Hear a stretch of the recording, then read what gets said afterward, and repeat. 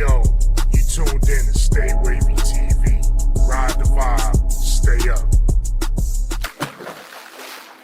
Might be time for NBA superstar Joel Embiid to call it a career and retire from the NBA. Last night in the Philadelphia 76ers season opener, Joel Embiid looked like an absolute shell of himself, man. He was on the court for 20 minutes. He only had 4 points. 2 of those points was a jump shot. The other 2 points was 2 free throws. And that was it, bro. Joel Embiid, I mean, he was barely able to move around the court, bro. He played very cautiously. He wasn't aggressive at all.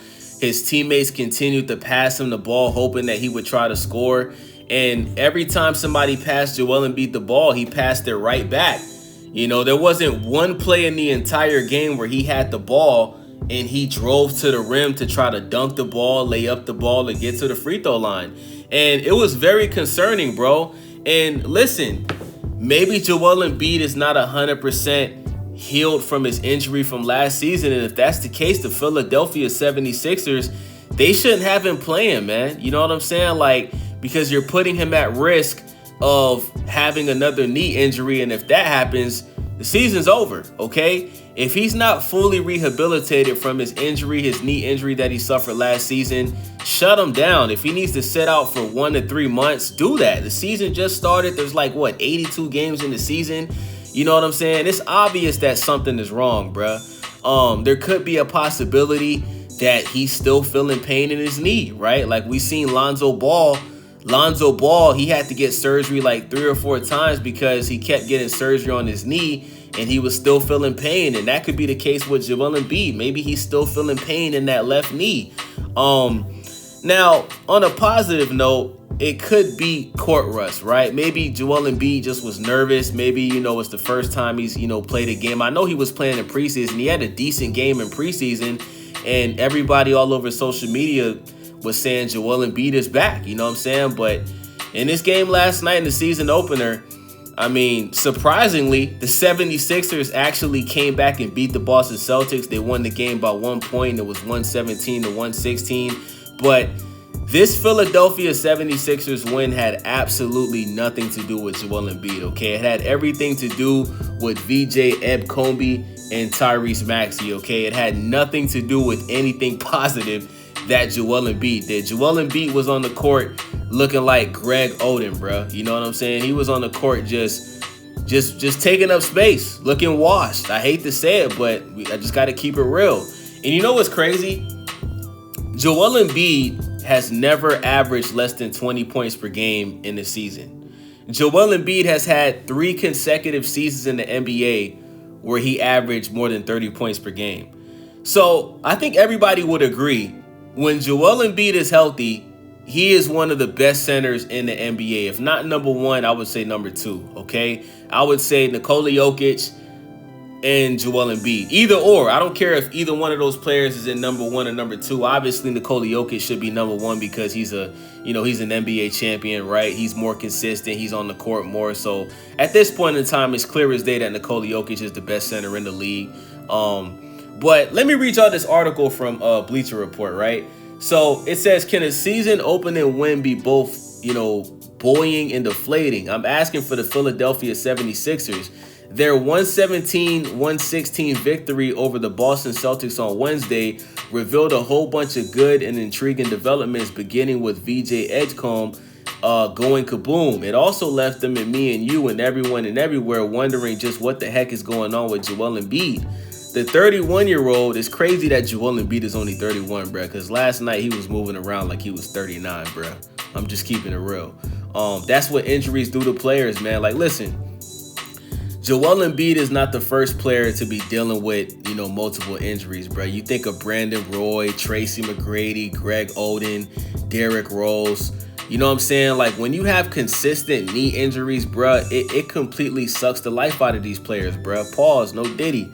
But the 31-year-old looked like a shell of himself through a little over 20 minutes of action. Social media was ablaze with video receipts and, more critically, questions about his left knee, his future, and Philadelphia's overall outlook as a result. Any concerns and observations must be couched with the "it's only one game" caveat. Yet, when that one game aligns with long-seeing unease, We'd be remiss if we didn't acknowledge it. The Sixers should already be on tilt. Embiid finished Wednesday night with 4 points on 1 of 9 shooting from the floor. So he actually took 9 shot attempts and only made 1. That's crazy, bruh. This marks the second lowest scoring total for his career during the game in which he logged at least 20 minutes. Oh, and his 16.8 true shooting percentage, you're reading that correctly, is also the third worst of his career. Number of minutes played be damned. More alarmingly, the Sixers lost Embiid's court by a total of 16 points. Sure, he has turned into worst plus minutes performances over the course of his career, but this is the first time Philly was minus 16 or worse with him in the game when he played under 21 minutes. Evoking the good old eye test as potential foil for box score dorks accomplishes absolutely nothing. Embiid's performance versus the Celtics looked as bad on tape as it does on paper. It seemed as if he could barely jump.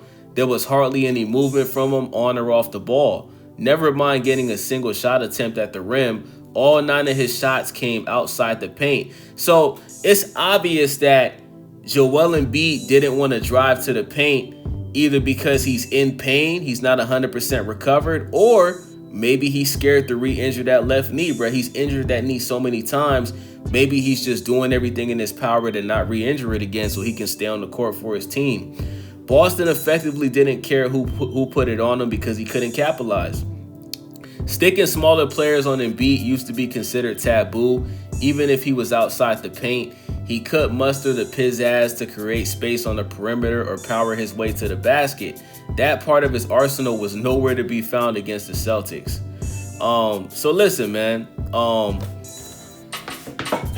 Listen, if Joel Embiid can get it together, and if Paul George can get on the court, bruh, and if these dudes can actually be healthy, bruh, the Eastern Conference is wide open, bruh. These dudes can definitely get to the NBA Finals.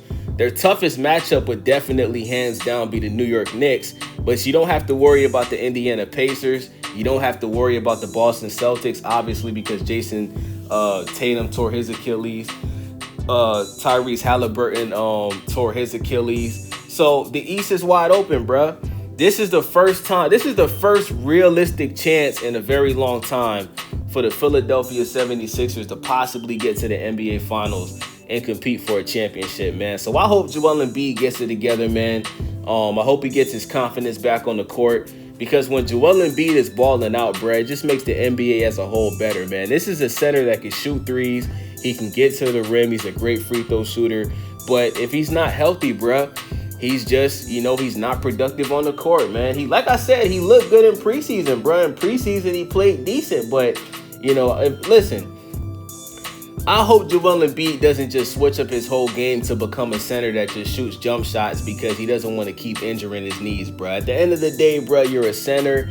I think as long as he keeps his weight down, I don't think his knees are really giving him too much trouble, bro. You know what I'm saying? But we can't have 82 games of Joel Embiid playing like that. If he continues to play like that, I think the 76ers are going to end up shutting him down for the rest of the season. And I think Joel Embiid should seriously consider retirement, man. You know what I'm saying? Because if he can't move around, like, bro, if you guys watched the game last night, the man did everything in his power to not jump and land on that knee, bro. Like, he played so cautiously because he does not want to re-injure that left knee, bro. So let me know what y'all think about this, man. It's your boy Wavy, Stay Wavy TV. Make sure y'all subscribe, thumbs up the video, share the video, leave a comment. I appreciate y'all for watching. I'm out. Yo, what's good? Welcome to Stay Wavy TV, your daily wave of news. We talk everything boxing, WWE, NBA, hip hop, NFL, and movies. If it's making noise, we're on it. Hit that subscribe button, turn on the bell, and let's ride the